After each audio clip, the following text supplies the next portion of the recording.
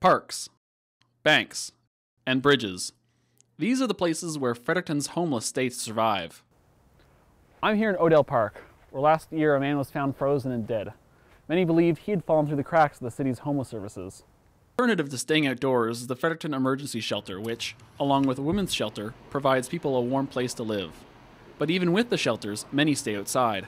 They say the cost of living at the shelter, at $200 a month, along with the shelter's rules, keeps them on the streets.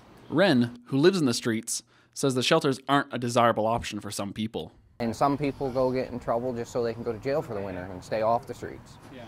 They'd rather go to the jail than stay in here. I would rather stay on the streets than stay in the shack. Staff believe they do everything they can.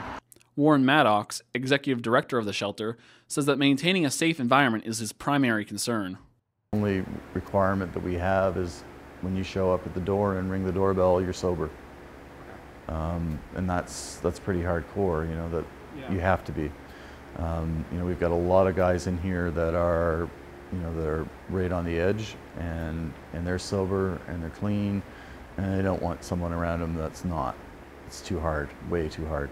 Nick Eade has spent nearly 3 weeks at the shelter, and he says he's impressed with the program. Pretty good place, just because it gives people time to like sort things out for themselves, get the checks they need for welfare, or like look for work or anything like that. It's really helpful.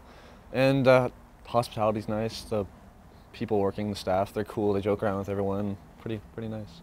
Maddox hopes that November's fundraising campaign, the Buy a Night program, will help cover the $400,000 annual cost of maintaining the shelter. This isn't Fredericton's hopeless shelter. It's a homeless shelter, and there's a lot of hope and a lot of optimism. Conditions are only getting worse as the season goes on, but with the shelter's Buy a Night program, sponsors can ensure everyone gets a warm place to stay. For Sioux Journalism, I'm Alex Corbett.